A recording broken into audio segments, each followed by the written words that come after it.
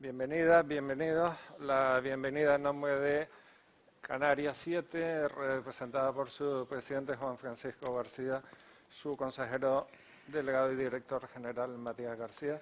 Bienvenida, buenos días, presidente de la Autoridad Portuaria de Las Palmas, Beatriz Calzada, a este foro que conversaciones con la presidenta, así que me voy a ahorrar presentaciones de sobra conocida, solo recuperé algún dato. Cuando el nombramiento, licenciada en Derecho por la Universidad de Las Palmas de Gran Canaria, ha sido consejera del Cabildo, diputada en el Parlamento, y cuando en 2023 se conforma el gobierno, hay ya una tradición, hay los partidos que empiezan a negociar, es casi a veces más importante no alguna consejería, sino las presidencias de las autoridades portuarias de Las Palmas. Y como decía, sin más dilación, porque lo importante es lo que pueda aportar la invitada. Una primera foto, ya que acabamos el año, llevas en el cargo año y medio, casi. Acaba un curso y como en los colegios, ¿cómo está el puerto? Como se decía en mi época, sobresaliente, notable, bien, insuficiente o como se dice ahora, progresa adecuadamente o manifiestamente mejorable. Bueno, antes que nada, buenos días a todos y muchísimas gracias por la invitación para poder estar hoy aquí y someterme con cariño a las preguntas que me van a realizar. ¿Cómo está el puerto? Pues yo voy a tirar para arriba. Estamos de sobresaliente camino de la matrícula. Y creo que ese es el camino que tenemos que tener claro. Tenemos un puerto, todavía me extraña que haya gente que lo dude, pero tenemos un puerto sobresaliente, tenemos un puerto de primer nivel y lo único que necesitamos es que se nos reconozca ese primer nivel para poder tener recursos de puertos de primer nivel y entonces poder llegar a la matrícula de honor. En el puerto existe una figura que es muy importante de Consejo de Administración de la Autoridad Portuaria. Ojalá ese modelo se copiase, por ejemplo, en los aeropuertos en Canarias, donde están Administración del Estado, Comunidad Autónoma, cabildos insulares, corporaciones locales, representación de los trabajadores y también de los empresarios, y después hay un cuerpo de técnicos muy importantes y sobradamente cualificados. ¿Quién manda en realidad en los puertos de Las Palmas? ¿La presidenta, el Consejo, puertos del Estado, la Comunidad Autónoma o, como dicen algunos, y no se señalo porque hay unos cuantos en la sala, los empresarios? A ver, yo creo que es una mezcla. Es una mezcla y además tiene que ser así para que las cosas funcionen. Creo que el puerto es suficientemente autónomo para que mande el puerto. Y en el puerto tenemos que entender todo lo que es esa comunidad portuaria, la parte pública y la parte privada. Y tiene que ser así, tiene que haber una conjunción y un equilibrio entre lo público y lo privado. Es la única manera de que las cosas salgan y caminen. Al final, la parte pública lo que hacemos es ordenar, poner orden, garantizar que las cosas se hacen correctamente, poner las infraestructuras necesarias para que las inversiones no solo lleguen, sino que además se sigan desarrollando, vigilar que las reglas del juego son iguales para todos, pero después indudablemente está la parte privada, lo que nosotros llamamos el cliente. El cliente es el que invierte, el que arriesga su patrimonio para crear un negocio, para generar inversión, generar empleo y generar riqueza. Entonces, tiene que haber esa conjunción. No creo que gobierne uno solo o que mande uno solo. Puertos del Estado, bueno, ya nos gustaría tener más autonomía, de hecho estamos en ello. Yo creo que es una reivindicación no solo de esta autoridad portuaria, en general de todo el sistema portuario, el tener cada vez más autonomía y de hecho cada vez se nos están dando algunas cositas para tener esa autosuficiencia, sea cada vez mayor en la gestión. Creo que es un buen modelo y efectivamente coincido contigo que ya nos gustaría ese modelo para ENA. En estas conversaciones con la presidenta, mi voz no va a ser la única que se escuche. Tenemos un par de preguntas en vídeo y la primera es de un compañero, Javier de Arriba, que hoy no podía estar aquí, pero que antes de marcharse hizo los deberes y dejó la pregunta.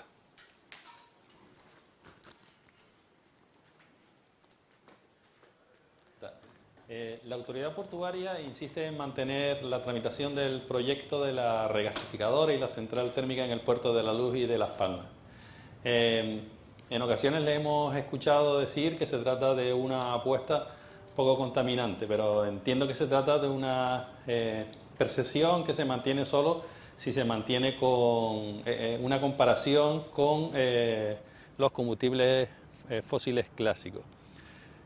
Sin embargo, hay expertos de la Universidad de Las Palmas de Gran Canaria y del Cabildo de Gran Canaria y del Ayuntamiento de Las Palmas de Gran Canaria que entienden que esta tecnología lo que hace es frenar la búsqueda de nuevos combustibles o nuevas fuentes energéticas limpias y además atenta contra los planes de descarbonización que las dos instituciones, la insular y la municipal, tienen en marcha.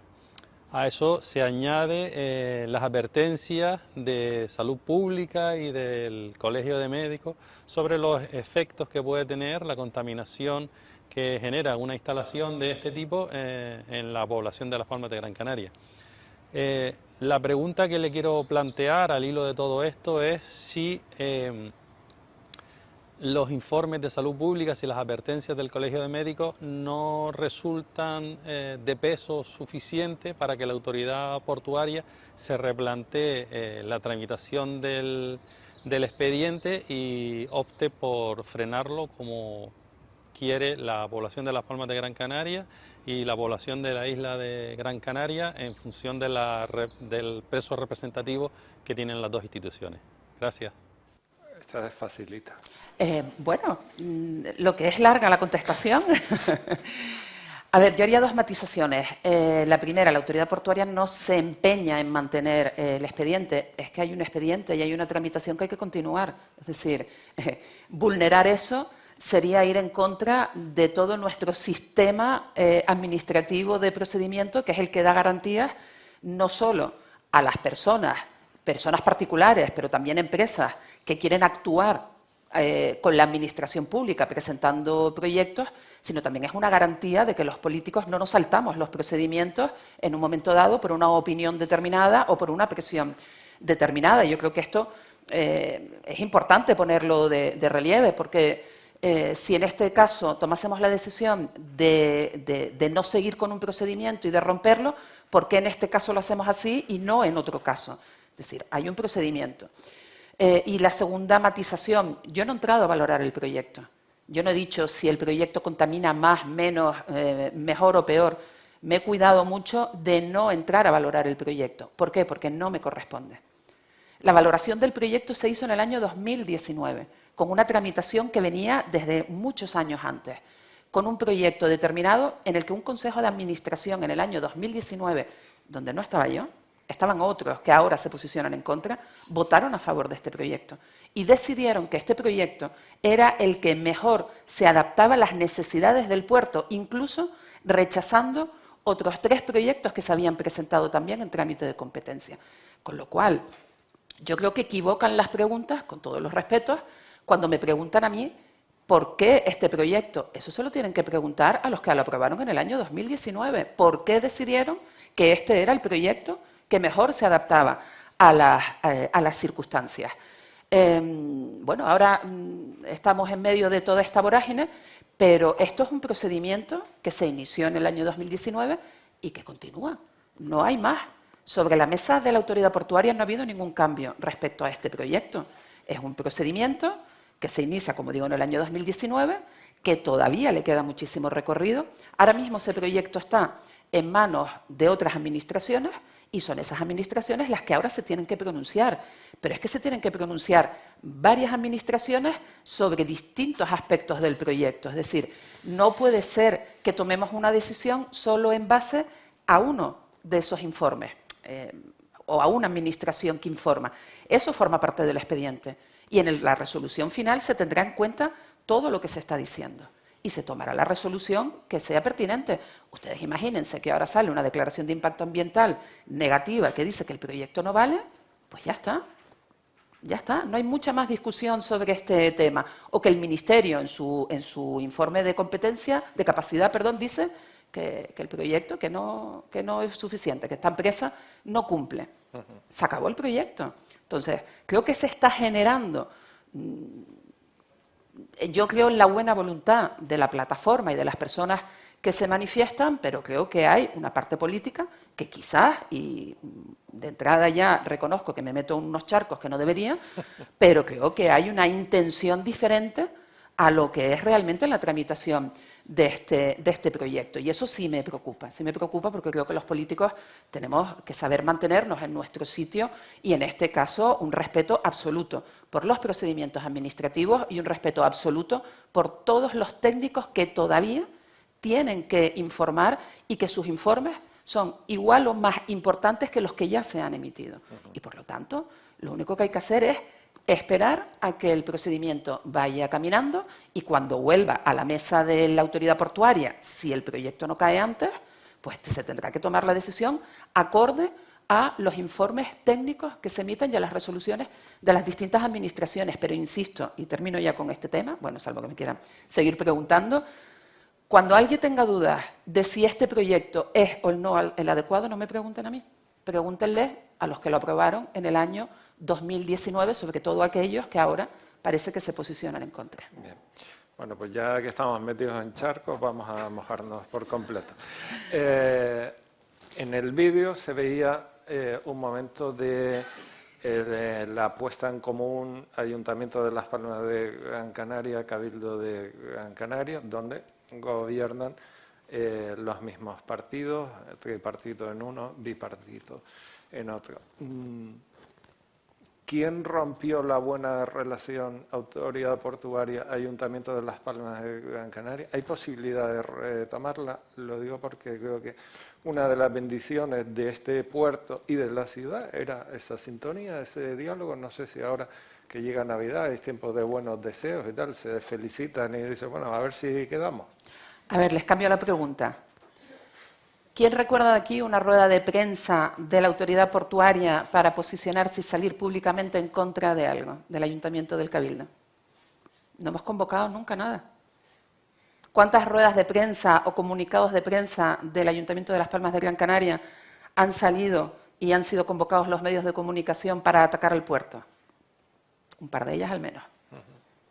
Yo creo que la respuesta es bastante sencilla, es decir, nosotros, y yo lo digo aquí porque lo he dicho ya públicamente y se los he dicho a ellos, el puerto se siente atacado, sinceramente, lo digo así de claro. Y además, hablándolo con los empresarios del puerto, es lo que me han transmitido. Se sienten atacados a día de hoy, sobre todo por el Ayuntamiento de Las Palmas de Gran Canaria. ¿Por qué? No lo sabemos, a lo mejor algún día lo sabremos. No lo sabemos. Yo quiero recordar que el primer ataque que nos dejó a todos perplejos, que no entendíamos qué era lo que estaba pasando, es cuando se acusó a la autoridad portuaria de haber presentado un proyecto Puerto Ciudad. Y yo les invito a que me digan dónde está esa presentación. Eso no se presentó. Nunca ha habido tal presentación. Y a partir de ahí se inicia toda una serie de hechos que van siempre a atacar al puerto en distintas cosas. El por qué, vuelvo y repito, no lo sé. Nosotros hemos mantenido y seguimos manteniendo abiertas siempre nuestras puertas. De hecho, con el tema de Puerto Ciudad, nosotros le pedimos a la alcaldesa y al Ayuntamiento de Las Palmas de Gran Canaria el poder tener una reunión para poder hablar de esto. Al final, después de muchas idas y venidas, se hizo una reunión técnica, se reunieron los técnicos. Los técnicos del ayuntamiento tenían que valorar esa propuesta que nosotros le habíamos hecho para poder seguir caminando y 4 meses después hemos tenido nosotros desde el puerto que llamar al Ayuntamiento de Las Palmas de Gran Canaria para decirles, mira, han pasado 4 meses, ¿no se lo han mirado todavía o qué pasa aquí? Y por fin se ha podido tener otra reunión. Nosotros seguimos manteniendo nuestra, entiendo que cordialidad con el Ayuntamiento de Las Palmas de Gran Canaria. Les pongo un único ejemplo. La Plaza de Canarias, todo lo que está por detrás del edificio Elder, que muchos no lo saben, esos puertos, esos suelos son de la autoridad portuaria. Lo que está con una encomienda de gestión al Ayuntamiento de Las Palmas de Gran Canaria. Y nosotros como autoridad portuaria tenemos el derecho a reservarnos el poder rechazar, negar o limitar cualquier evento que se produzca en esa zona, si afecta a la actividad. Y no lo hemos hecho. Lo podíamos hacer si estuviésemos en una actitud de beligerancia. Y no es así. Lo estamos permitiendo porque entendemos que tiene que ser así, que hay espacios que tenemos que dar la posibilidad de que se abran a la ciudadanía, pese a que a veces hay eventos que nos enteramos por la prensa, y eso también se lo hemos dicho al ayuntamiento, o que invaden un vial que saben que no pueden invadir y tiene que ir la policía portuaria a poner un poquito de orden. Nosotros vamos a seguir manteniendo siempre las puertas abiertas, los brazos abiertos para poder generar esa relación, pero obviamente es complicado cuando lo que estás percibiendo por la otra parte es ataque tras ataque. Pero a día de hoy, por ejemplo, para la autoridad portuaria sigue siendo importante y viable el traslado de las naves del Programa Mundial de Alimentos y darle otro uso a ese espacio. Lo digo también porque ahí se hizo una apuesta pública por el ayuntamiento de una pasarela visualmente bastante impactante, pero que también a día de hoy uno dice, bueno, ¿y esto me pongo a cruzar aquí para qué? Porque se había dicho que se iban a cambiar unos usos y tal, y eso no acaba de llegar. A ver, ese proyecto sigue y nosotros apostamos por él. De hecho, ahora mismo la discusión que estamos manteniendo con el Ayuntamiento de Las Palmas de Gran Canaria es que el traslado de las naves depende del Ayuntamiento de Las Palmas de Gran Canaria.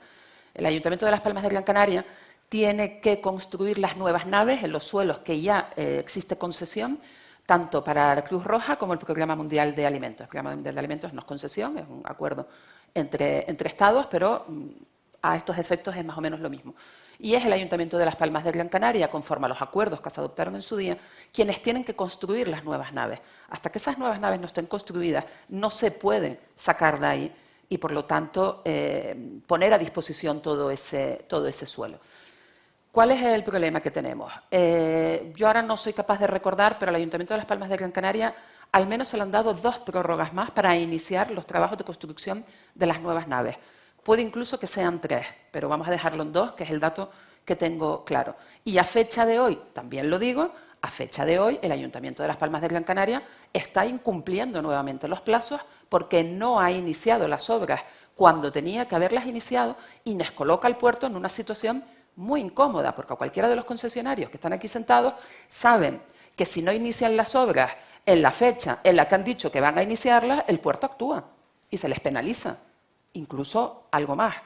Y estamos teniendo una actitud precisamente de intentar no generar más conflictos, pero el ayuntamiento vuelve a incumplir los plazos.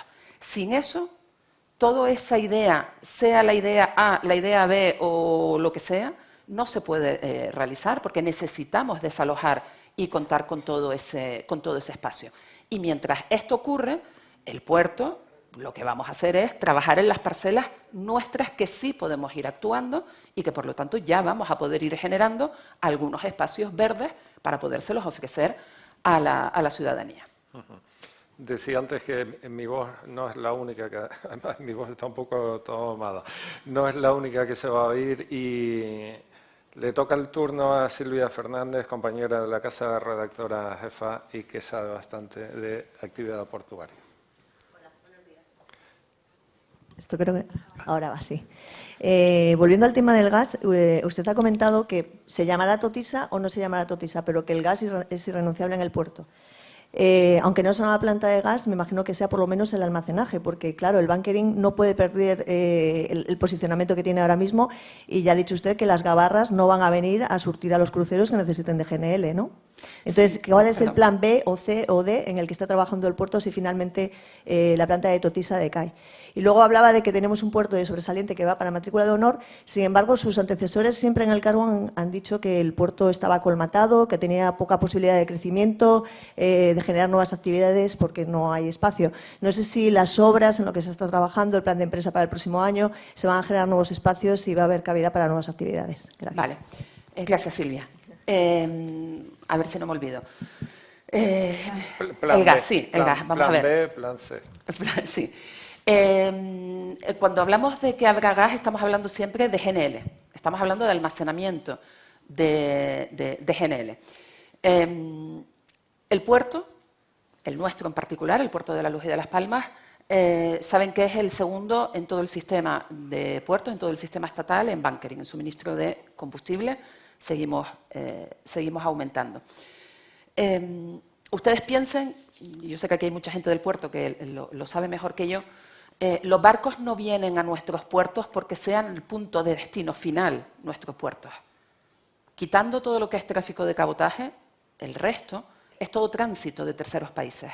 Un barco no viene de China exclusivamente al puerto de Las Palmas a dejar mercancía. Viene porque ya que me vas a dar suministro de combustible, porque ya que voy a poder habituallarme, porque ya que voy a poder hacer una serie de servicios que me da el puerto, me merece la pena ir, dejo la mercancía que le corresponde, en este caso, a lo que es Canarias. En algunos casos me llevo algo, no en todos, en algunos, y sigo mi ruta. Si esos barcos no tienen ningún motivo para venir aquí, no van a venir aquí.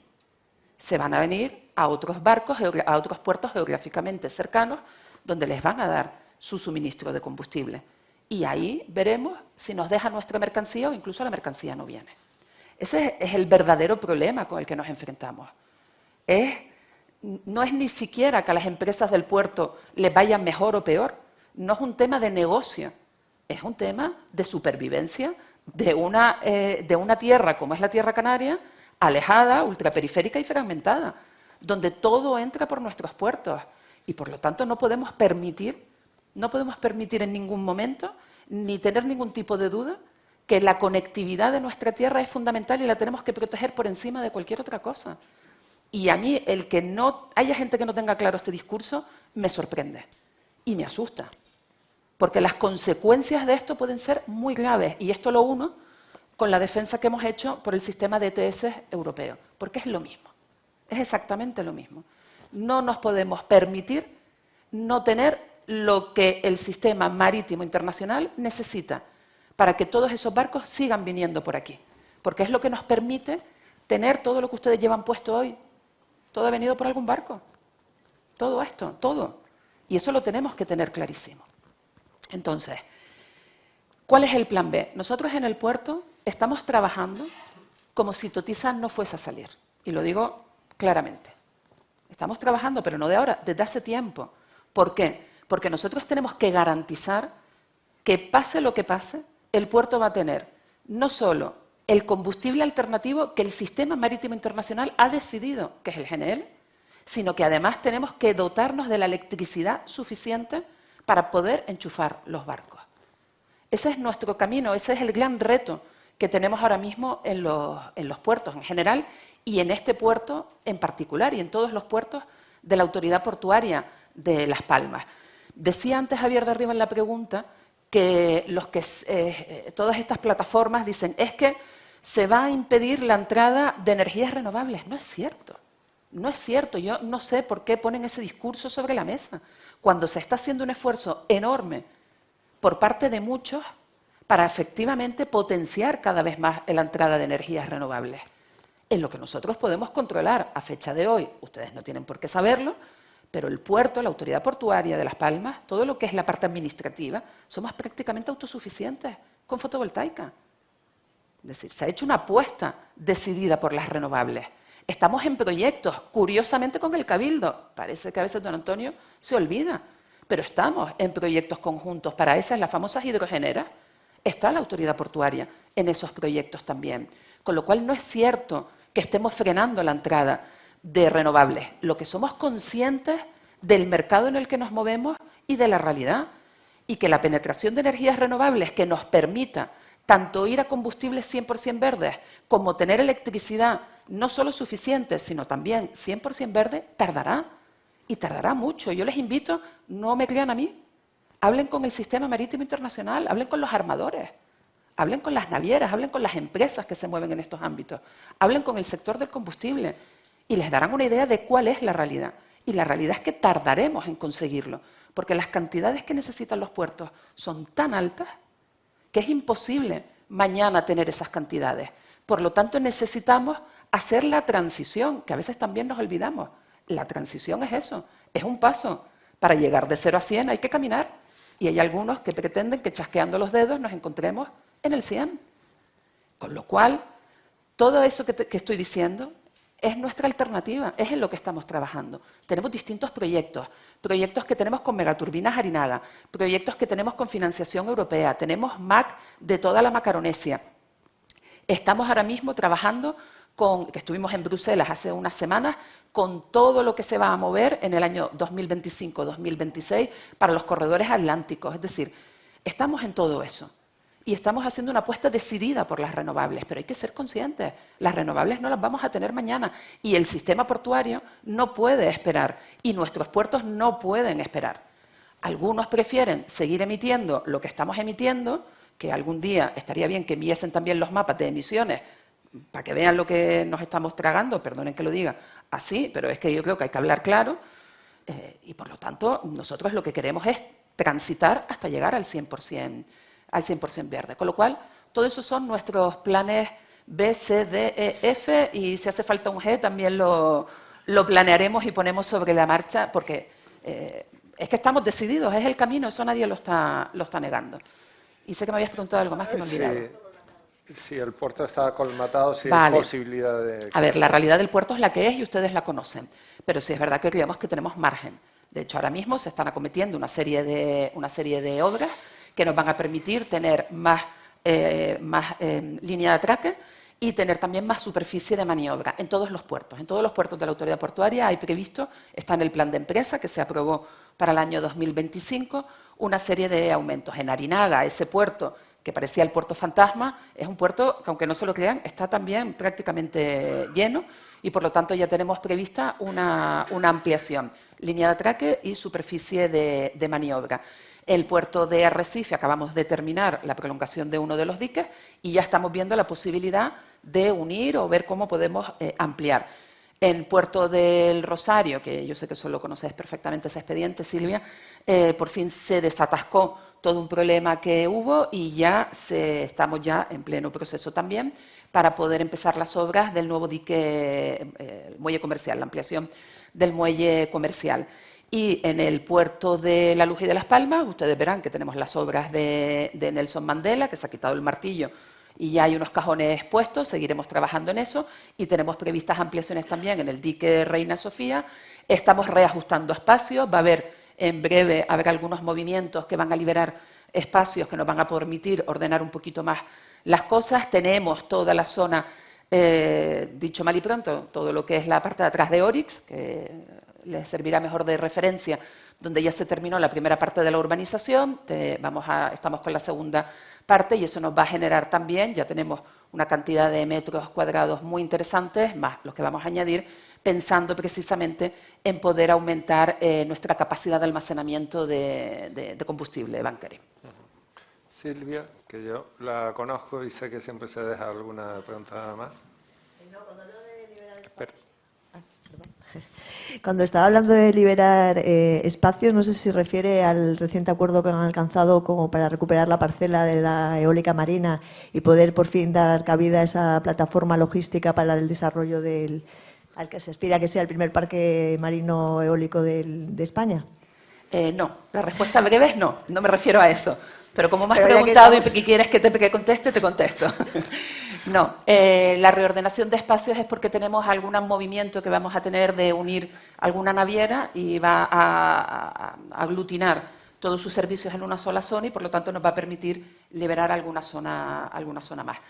Tema que además salía ya hoy en prensa, que llevamos al al Consejo de Administración, efectivamente, bueno, pues creo que es algo que además llevo diciendo desde hace mucho tiempo, que estábamos trabajando calladitos, porque hay trabajos que hay que hacer discretamente y de forma, pues eso, sin llamar mucho la atención, porque creemos que tenemos una oportunidad única y en esto hay un ejercicio, yo creo que de responsabilidad importante.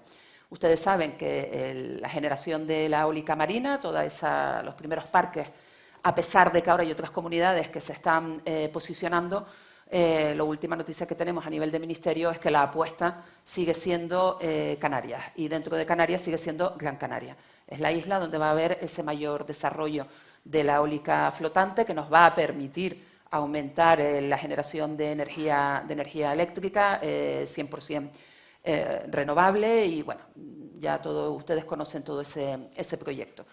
¿Qué es lo que hace falta? Lo que hace falta para poder tener que ese desarrollo sea posible, los puertos tienen que tener suelo para poder dar todo lo que es la ayuda, toda la infraestructura, toda la logística que va a necesitar ese desarrollo. Y esta era una asignatura que tenía este puerto.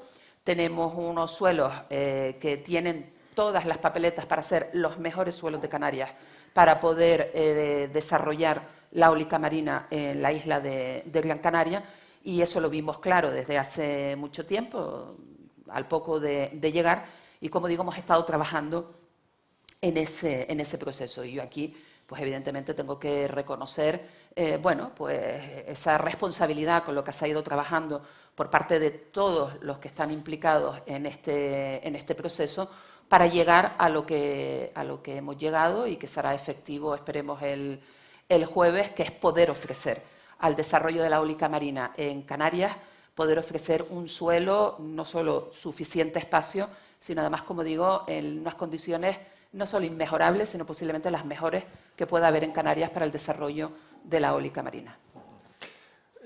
Quería preguntar por algo que ha sido actualidad, como estamos a final de año, pues toca recordar las principales noticias, y en el inventario está que este año se han inaugurado 2 campas, que es el término utilizado para los vehículos que llegan. ¿Teme la autoridad portuaria un revés judicial en medio de esa batalla que hay entre empresas del sector de la automoción? ¿Tememos? No tememos. Por poner el contexto, estamos hablando de un acuerdo de Consejo de Administración, y ese acuerdo lo único que hace es autorizar la cesión de un espacio de uno a un tercero. ¿Qué quiero decir con esto? La actividad de esa descarga de coches se lleva haciendo en La Luz 15 años. Lo único que se pedía, y que es lo que al final se autoriza, es la cesión de ese espacio a un tercero para poderlo hacer esa tercera empresa. Y eso es el acuerdo del Consejo de Administración, con lo cual, si al final esto efectivamente se ha presentado un contencioso, si al final el juzgado da la razón a quienes han denunciado, yo entiendo que lo único que pasará es que se tenga que volver a acordar otra cosa, volver a llevar en los términos en los que el juzgado considere, pero es que esa es una actividad que se lleva desarrollando durante 15 años, más o menos, en el puerto, sin ningún tipo de contestación ni ningún tipo de, no sé, de enfado por parte de nadie. Pero quiero decir que lo que se recurre es la cesión del espacio, no la actividad. Con lo cual, al final nos encontraríamos con un recurso, si al final falla en contra del acuerdo que adoptó el Consejo de Administración, es simplemente tener que corregir ese acuerdo, pero la actividad sigue desarrollando. Bien. Tenemos otra pregunta en vídeo. La invitada es la presidenta de la Autoridad Portuaria de Las Palmas, pero esta pregunta llega de la otra provincia y la envió alguien que sé que quería estar hoy aquí, pero que por sus responsabilidades no podía estar. Buenos días a todos en general, y en particular a ti, Beatriz. Yo creo que en este foro podríamos contemplar la complementariedad de los puertos, tanto de Las Palmas como de Tenerife, y hablar del caso de éxito que tenemos con la Asociación de Cruceros del Atlántico, que creo que después de 30 años se ha materializado, y también, como no, en nuestra lucha que mantenemos por eliminar el mercado de emisiones, las famosas ETS. Creo que son dos ejemplos claros de la complementariedad de ambos puertos y de la colaboración que hoy por hoy tenemos los dos. Sí, es así. Es así. Ya no compiten. Es que ¿en qué vamos a competir? Perdónenme la pregunta, les quiero decir. Creo que lo importante... Si compiten en tarifas, a lo mejor se roban barcos. Creo que lo importante es que cada uno sepa lo que tiene entre manos y sepa la dimensión de lo que tiene entre manos. Igual que a mí no se me ocurre, perdónenme la comparación, competir con Rotterdam, sería absurdo. ¿Vale? A lo mejor me he ido muy arriba, vamos a dejarlo en Barcelona, venga, vamos a dejarlo en Barcelona. Creo que es importante saber los puertos que cada uno tiene y cuáles son sus capacidades máximas. Y al final de lo que se trata es de conseguir que cada uno de nuestros puertos llegue a esa capacidad máxima. Nadie puede discutir la capacidad y el músculo que tiene este puerto, el puerto de la Luz y de Las Palmas. Yo siempre intento hablar de los 5 puertos de la Autoridad Portuaria de Las Palmas, pero es verdad que el puerto de la Luz y de Las Palmas al final es el que tiene ese músculo y el que marca la diferencia. Y una vez somos conscientes de lo que tenemos, ya no existe ningún problema. Competición de tarifas. Ustedes saben que las tarifas las aprueba puertos, es decir, se aprueban a nivel de ley. Es modificación legislativa la que tendríamos que hacer para poder modificar las tarifas. Y las bonificaciones, que es en lo que podemos entrar las autoridades portuarias, las aprueba Puertos del Estado en nuestros planes de empresa. Y además están muy limitadas, están perfectamente tasadas y limitadas hasta lo que podemos bonificar, en qué podemos bonificar. Y yo este año, por ejemplo, he vivido mi primera pelea real respecto a lo que puedan ser bonificaciones. Algunas las hemos conseguido y otras no. Pero no las conseguimos o no por la situación de otro puerto. Las conseguimos o no porque cumplamos y estamos dentro de los parámetros que exige la ley y que exige puertos deportivos. Lo digo porque a veces, pues eso, es que tú lo bajaste y tú no lo puedes bajar. Eso muchas veces se escapa a nuestra capacidad y a nuestra competencia. Dicho todo esto, yo estoy de acuerdo completamente con Pedro en que los puertos se tienen que complementar. Qué absurdo es que por una pelea de 2 autoridades portuarias perdamos un tráfico que decide irse a un puerto andaluz o se decide ir a Marruecos porque hay 2 autoridades portuarias que no se ponen de acuerdo. Eso me parece absurdo completamente. ¿Por qué? Porque al final nosotros lo que necesitamos es tener una zona, nuestra zona geográfica, todo nuestro territorio canario, necesitamos que sea fuerte. Y para ser fuerte necesitamos que todos los puertos sean fuertes. Por eso decía, tenemos que conseguir que todos y cada uno de nuestros puertos esté al 100% de sus capacidades, sean las que sean. Hay unos que tienen una capacidad determinada en determinadas cosas y hay otros que en otras.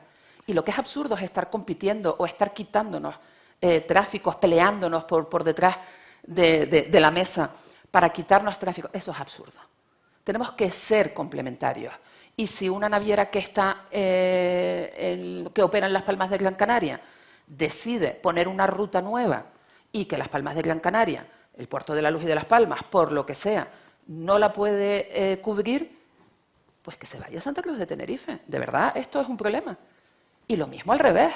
Si hay una ruta de una naviera que opera en Santa Cruz de Tenerife y que por lo que sea no se puede acoger porque no tiene capacidad, no hay manera, pues que mejor que se venga aquí si nosotros tenemos esa capacidad. Porque al final de lo que se trata es de retenerla en nuestro territorio, porque, vuelvo y repito, la base de todo es la conectividad.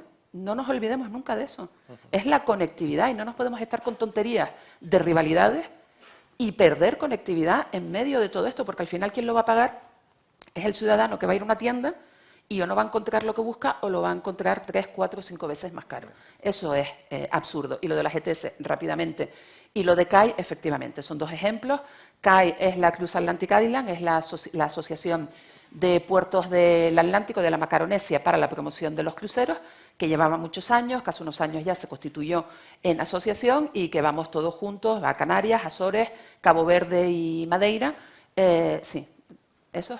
Vamos todos juntos para lo que es la promoción de los cruceros y está funcionando muy bien. Y lo de las ETS, yo creo que he hablado ya de sobra en otros foros sobre nuestra reivindicación de ETS y efectivamente aquí hemos ido de la mano. En la intervención de Pedro Suárez, por cierto, Partido Popular y con la Coalición Canaria, se ve que funciona también el pacto bastante bien en el ámbito portuario. Él mencionaba los cruceros. Hay otras ciudades que ya se están planteando, y lo han fijado, limitar los cruceros que llegan o que pueden llegar en un día. Hoy creo que tenemos 2, llega un fin de semana, podemos ver 3. Cuando se juntan 3 estamos hablando de unos 7.000 pasajeros que desembarcan y muchos se pasean por la ciudad, por supuesto con un efecto positivo. ¿Temes que el discurso que se ha articulado en otras ciudades acabe llegando aquí? ¿Hay capacidad para 4 o 5 cruceros en un día? Hace unos cuantos fines de semana, no recuerdo cuánto, tuvimos 4. Sí. Tuvimos 4. Ahora mismo 4 es la capacidad máxima en este puerto, ¿vale? En el puerto de La Luz y de Las Palmas. En Arrecife ha llegado a haber 2, 3 y en Puerto del Rosario 1, 2 es lo habitual. Yo no percibo aquí realmente ese sentimiento, sinceramente, no lo percibo. Creo que el crucerista que llega a nuestros puertos, hay una parte que se queda en el barco, no baja. Hay otra parte que se dispersa por la ciudad y además en distintos puntos, los podemos ver tanto en la zona de las canteras, Puerto Mesa y López, como los vemos en Triana o los vemos en Vegueta. Y después hay una parte también importante que directamente se suben en las guaguas y se van de excursión a otros puntos de la isla. Lo que quiero decir con esto es que creo que el crucerista que está llegando a nuestros puertos se dispersa lo suficiente como para no generar esa sensación de agobio. Nos la genera más dentro del puerto en el sentido de que como estamos en obras, hasta que terminemos las obras de todas nuestras terminales, por cierto, Lanzarote y Fuerteventura las terminaremos a final de este año y el puerto de La Luz y de Las Palmas lo terminaremos a noviembre, vamos a poner noviembre del año que viene. Va a ser la mayor terminal de cruceros de toda Europa y les aseguro que va a ser algo digno de verse. No solo arquitectónicamente y lo que va a suponer, sino porque va a suponer una mejora importante respecto a los servicios y a la atención que se le da al crucerista. Entonces, en estos momentos estamos en ese proceso. Ustedes piensen que 7.000, no, hay veces que nos han venido barcos que solo llevan 7.000 cruceristas, depende del tipo de crucero que nos llegue. Pero bueno, yo creo que se está gestionando muy bien, diría yo, y no percibo esa sensación realmente. Seguimos con más voces, nos acompañan 2 periodistas de otros medios que también estaban interesados en hacer preguntas. Paula Linares, de Radio Canaria. ¿Qué tal? Linares, muy buena. Perdón, es habitual, Linares, no se preocupe. Sí. Yo le quería preguntar por los vertidos de los barcos, porque es un problema histórico, problema que además se seguirá produciendo. ¿Qué se hace o qué se puede hacer para mitigarlo o para que vayan a menos, si esto se puede conseguir? A ver, vertidos. Les doy el dato. En este puerto al año hay unas 12.000 operativas de suministro de combustible. Nuestro nivel de incidencia no llega al 0,01%. ¿Es un problema? Cualquier vertido, por mínimo que sea, nosotros lo tomamos con la suficiente seriedad como para convertirlo en que es un problema y hay que resolverlo. ¿Que es un problema a nivel de cuantificación? No lo es, por los datos que les estoy diciendo. ¿Qué es lo que ocurre? Que cuando ocurre, tenemos un episodio de vertido, se ponen en marcha todos los protocolos y los protocolos en sí son muy llamativos. Es decir, cuando la ciudadanía ve o los medios de comunicación ven que hay un helicóptero sobrevolando el puerto o sobrevolando zona del litoral de, por ejemplo, la ciudad de Las Palmas de Gran Canaria, ya empiezan las llamadas y las alertas. ¿Qué ha pasado? ¿Qué ha pasado? ¿Qué ha pasado? Y a veces ese helicóptero lo único que está haciendo es sobrevolar para verificar y confirmar si el vertido está o no está dentro del puerto. Pero no se trata que no significa que estemos ante un episodio de contaminación con esa alarma que se genera. Para nosotros, como digo, el tema del suministro de combustible es una cuestión vital.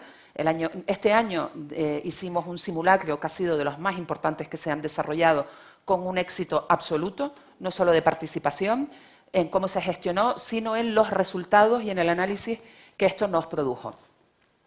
¿Qué vamos a hacer nosotros? Siempre poner medidas. Estamos en continuo aprendizaje y continua mejora. En estos momentos se está trabajando no solamente con esos drones y unas cámaras nocturnas que puedan actuar por la noche y que, por lo tanto, nos puedan alertar de forma mucho más rápida cuando hay un vertido. Estamos también con la compra, estamos en ese análisis de la compra de una barrera que podamos tener plegada en el pantalón del muelle deportivo y que, en caso de ser necesario, podamos desplegarla rápidamente a todo lo largo de la playa de las Alcarabaneras, y así nos aseguramos y nos quedamos más tranquilos de que no va a llegar nada a la playa de las Canteras. Pero hay una parte que es fundamental, que es la información. Es la información y la formación. Y en este sentido, ya lo anunciábamos el otro día, en lo que estamos planteando, que lo queremos hacer junto con Capitanía Marítima, es en el año 2025 tener unas jornadas de información y formación, sobre todo pensadas ¿para quién? Para los medios de comunicación y también para los ayuntamientos, para que entiendan cómo funciona el protocolo y por qué, aunque les llegue una alerta del 112, no hay que movilizar los medios en sus ayuntamientos ni hay que generar alarma en la ciudadanía. Si llega ese momento, ojalá no, llegará. Pero de entrada no tiene por qué actuarse así, porque al final generamos una alarma absolutamente innecesaria. Con lo cual, Paola, seguimos nosotros. Mejora, aprendizaje y mejora continua. Manuel Reyes, de Atlántico Hoy. Presidenta, quería preguntarle sobre el dique flotante que proyecta Tenerife para 2026. De alguna manera, esa infraestructura puede condicionar la hegemonía o el liderazgo de Las Palmas en el sector de las reparaciones navales, y qué proyectos tiene Las Palmas para que eso no sea así, para competir con ese proyecto futuro. No competimos con los proyectos. No, a ver, explico. Aquí, porque esto nos ha generado un análisis y una reflexión importante. ¿Y por qué digo? Intento ir rápido. Ustedes saben que desde a principios de enero el Parlamento Europeo aprobó el informe Berenson, que tiene que ver precisamente con varios aspectos. Y hay uno que es importante, que tiene que ver con las injerencias chinas en los puertos estratégicos a nivel europeo. Es decir, hay una preocupación importante sobre las inversiones chinas y sobre las infraestructuras chinas en nuestros puertos a nivel de Europa. En este sentido, en este año, por ejemplo, algunos puertos, nosotros entre ellos, hemos tenido que reportar información sobre determinados elementos de procedencia china. Es decir, hay una preocupación y hay un interés en controlar todo lo que venga de China, tanto sean inversiones como sean elementos. Con lo cual, el primer análisis que nosotros hacíamos cuando salió esta información es decir, wow, no sé dónde se han metido cuando estamos precisamente en ese momento en el que se está intentando controlar y limitar al máximo todo lo que tenga que ver con China, con razón o sin razón. Yo ahí no entro, simplemente estoy intentando dar el momento en el que vivimos, con lo cual, bueno, ya veremos eso cómo va avanzando. Cuando se presenta este proyecto, recuerdo que la presentación fue que vamos a preparar este dique para poder acoger todo aquello que a día de hoy no pueda ser reparado en los diques que ya existen. Si eso es así, bueno, el puerto de La Luz y de Las Palmas efectivamente es número 1 a nivel estatal, precisamente en reparación naval, con 2 astilleros muy potentes y muy reconocidos que prácticamente tienen capacidad para todo lo que está viniendo por este lado del Atlántico. Con lo cual entiendo que ese dique al final se va a quedar para complementar pues aquel tráfico que no puede ahora mismo ser reparado en los diques que ahora mismo existen y en los astilleros que ahora mismo existen. Vamos acercándonos al final. Algunas cuestiones muy concretas. ¿Apoya como presidente de la Autoridad Portuaria de Las Palmas la creación de la línea marítima regular con Tarfaya? esto no es una cuestión de que la autoridad portuaria la apoye o no la apoye. Esto, si ustedes no lo saben, se los digo, esto viene directamente del Estado, esto viene directamente del Ministerio, que ha puesto una partida en el plan de empresa del puerto, de la autoridad portuaria de Las Palmas para empezar a hacer las infraestructuras necesarias. Hay, yo creo que, un debate en determinados ámbitos a favor o en contra. Nosotros, al final, la parte que nos toca es la infraestructura que tenemos, con la que tenemos que dotar al puerto de Puerto del Rosario para que esto sea posible. Estamos hablando de una cuantificación inicial de más de 8 millones de euros, que por supuesto no tenemos, y que, por lo tanto, va a depender de la voluntad que tenga real los ministerios y el Gobierno de España en que sea una realidad, y nosotros ejecutaremos las inversiones que tengamos que ejecutar. ¿Cabe la cementera que ahora está en Arguineguín, en Arinaga o en el puerto de La Luz y Las Palmas, si es que la cementera decide seguir en esta isla? A ver, es que de lo que estamos hablando, me explico. Ahora mismo lo que se ha negado es la concesión del muelle, del puerto, del muelle deportivo. Es decir, la cementera sigue estando ahí y ahí seguirá hasta que el Cabildo desarrolle esa pieza territorial turística y, por lo tanto, decida cumplir con lo que dice el Plan Insular de Ordenación de Gran Canaria, que es que toda esa pieza es turística y, por lo tanto, cualquier otro uso es incompatible. Pero, mientras tanto, la cementera seguirá.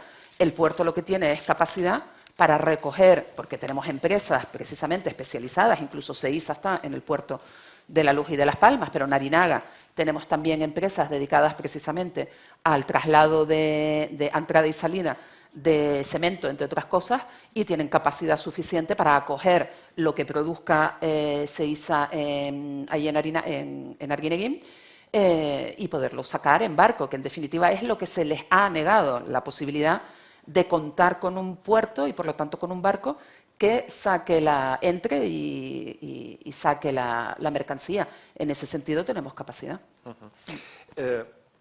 ¿Teme la autoridad portuaria, el negocio portuario en general, el impacto del soterramiento de Belén María? Temerlo, creo que lo tememos todos, pero no sé si ustedes están más informados, porque creo que con Pablo Rodríguez es línea directa. Sí, y en este sentido tengo que decir que una de las cosas primeras que me llamó la atención en negativo, cuando llegué a la autoridad portuaria y nos encontramos con la obra de Belén María, pregunté, digo, bueno, pero ¿esto qué planes hay? ¿Esto cómo se ha gestionado? Y me dijeron los técnicos del puerto, no, por aquí no ha pasado nadie a hablarnos de este tema, del Gobierno de Canarias. Por aquí, en la legislatura pasada, nadie en la Consejería de Obras Públicas del Gobierno de Canarias consideró que era necesario sentarse con el puerto a ver cómo iba a afectar. Con lo cual, lo primero que hicimos fue tener esa reunión con Pablo Rodríguez a nivel política y a nivel técnico, y ya de entrada ya hubo que hacer algunos cambios, porque como estaba planteado, era absolutamente imposible para nosotros asumirlo, y ahí tengo que decir que a nivel técnico se está haciendo un trabajo fantástico por parte de los técnicos de la Consejería de Obras Públicas del Gobierno de Canarias y por parte de los técnicos de la Autoridad Portuaria, y a nivel político un compromiso serio y firme que se está cumpliendo por parte del consejero, de Pablo Rodríguez, de afectar lo menos posible. Les pongo un ejemplo. Una de las cosas que se planteaba en el proyecto era reducir los carriles de la rotonda de Belén María. Claro, cuando vimos esto nos decían, no, hombre, pero se va a mantener un carril y un cachito. Y dijimos, claro, pero ¿ustedes saben qué vehículos salen del puerto? Ese carril y cachito no va a ser suficiente para que todos esos camiones que salen y todas esas planchas giren. Es imposible. Entonces ha habido un compromiso y se modificó el proyecto, y así se está planteando, de mantener siempre el espacio suficiente para garantizar ese acceso. Y aprovechando que está aquí además la directora general, María Fernández, hemos firmado y tenemos un acuerdo y un convenio precisamente, y estamos trabajando con las empresas del puerto para ver movilidades alternativas que podamos generar dentro del puerto cuando ya la obra empiece hacia el Cebadal, que ahí es donde realmente vamos a tener los principales momentos, yo creo que críticos y escollos, y estamos trabajando en distintas alternativas para poder mejorar la movilidad. Para que no se quede en el tintero, ¿qué hoja de ruta tiene la autoridad portuaria con la dársena de embarcaciones menores, el conocido como muelle deportivo? porque se sacó a licitación, se quedó en el limbo, la ampliación. ¿Creen que el futuro pasa por un muelle deportivo con muchos más atraques, pero también con más zona comercial? Porque estamos viendo que también ha habido conflictos con el centro comercial. Bueno, el centro comercial, el único conflicto que ha habido es que no pagan las tasas. O sea, no es un problema de usos ni de actividad, sino esto, cualquiera que tenga una propiedad y que la tenga en alquiler, si el inquilino no le paga, hay un problema, pero no tiene nada que ver con el uso y la actividad, y además estamos en vías de ver cómo lo solucionamos. Tema de dársena de embarcaciones menores, la marina, muelle deportivo. La hoja de ruta sigue siendo la misma, es decir, hay que sacar un concurso. Y hay que sacarlo porque la marina del el muelle deportivo son 1.500 atraques fijos, por así decirlo, y unos 200 cuando abrimos la zona de fondeo. Como ahora, por ejemplo, van y ven todos esos barcos que bueno, se movieron por la ARC, pero vaya. Con lo cual es la marina más importante, más numerosa que existe en Canarias. Y es la única que sigue siendo gestionada de forma pública, ¿vale? Porque pertenece a puertos del Estado. Y puertos del Estado lo que exige es que esa gestión tiene que ser privada. No pueden ser los entes públicos los que estemos gestionando este tipo de marinas, y además yo creo que efectivamente tiene que ser gestionado por gente del sector y gente que sepa realmente de puertos deportivos y de cómo se gestiona. La historia ya la conocen, se quedó desierto ese concurso cuando nosotros preguntamos ¿por qué? Porque iniciamos todo un proceso para ver dónde estaba el fallo, para no volver a cometer ese fallo.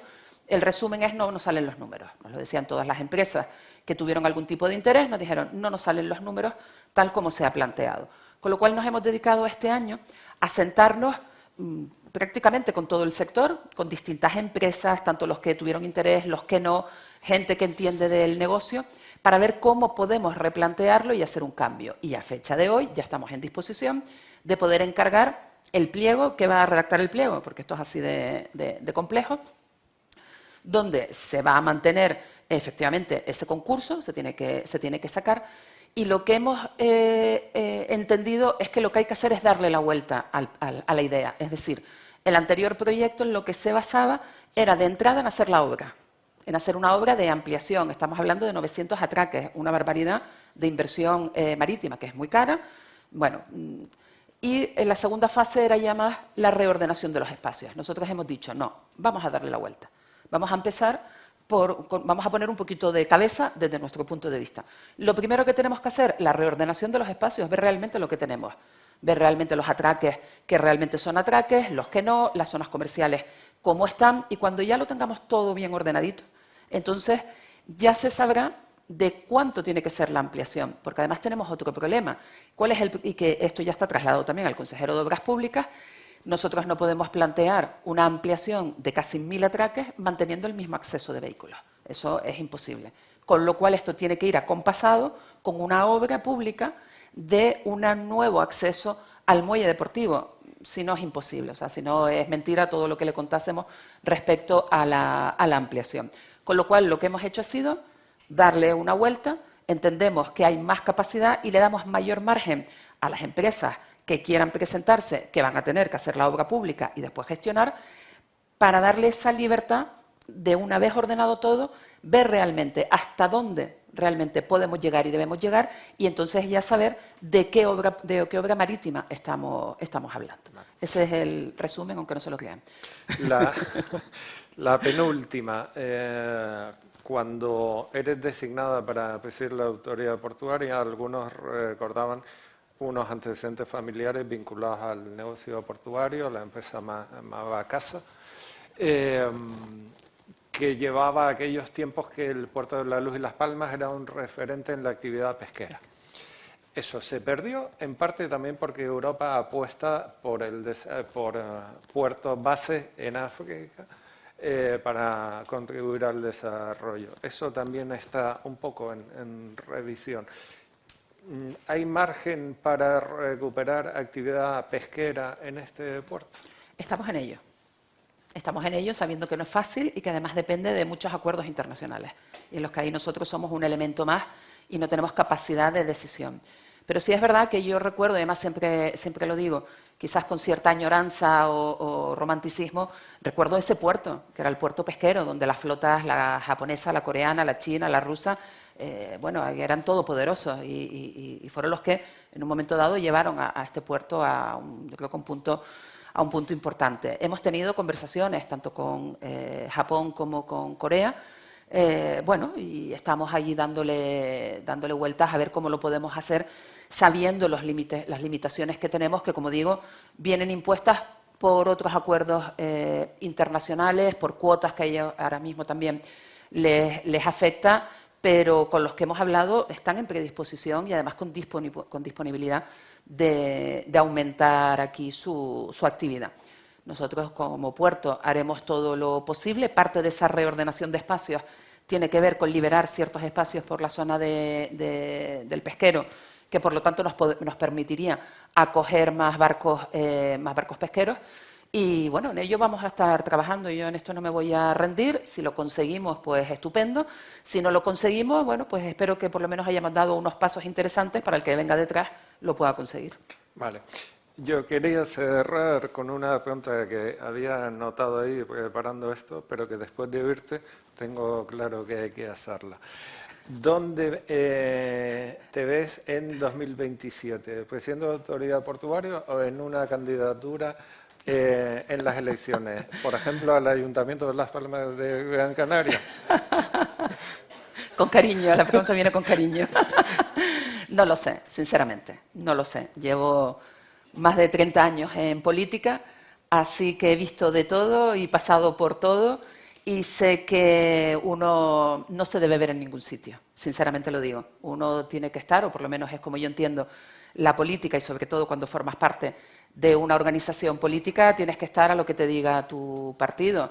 Yo entré en Coalición Canaria en el año 2003 y hasta 2015 no fui designada cargo público, es decir, estoy acostumbrada a estar en un partido como militante de base y para lo que haga falta. Y al final los partidos que se supone que tenemos que trabajar por el bien de nuestra tierra y el bien de nuestra gente, lo que tenemos es que ser lo suficientemente maduros para colocar en cada momento a las personas adecuadas en cada momento, independientemente de las aspiraciones legítimas, o a veces no tanto, que pueda tener cada persona. Con lo cual, yo estaré a la espera de lo que mi partido decida y lo que decida lo aceptaré. Pues Beatriz Calzado, muchas gracias a la Autoridad Portuaria por la colaboración en este evento. Costó cuadrar fechas y al final cayó en un día de mala mar. No sé si tiene algo que ver. Esperemos que no. Estamos acabando el año, este es el último foro de este año y queríamos despedirlo con algo que nos llegó esta mañana, hecho por un compañero, van a ser los primeros en verlo, que es la felicitación navideña del periódico y creo que es la mejor manera de concluir. A los periodistas nos gustan los años intensos, este está siendo un año intensísimo, cada día no es que haya una noticia, hay días que vas a hacer la portada de papel y dices, bueno, pues si pudiese hacer 2 portadas mejor que una, pero aunque no lo crean, a los periodistas nos gustaría que hubiese muchas más buenas noticias de las que desgraciadamente nos toca contar y un poco de eso va la felicitación navideña y con eso concluimos.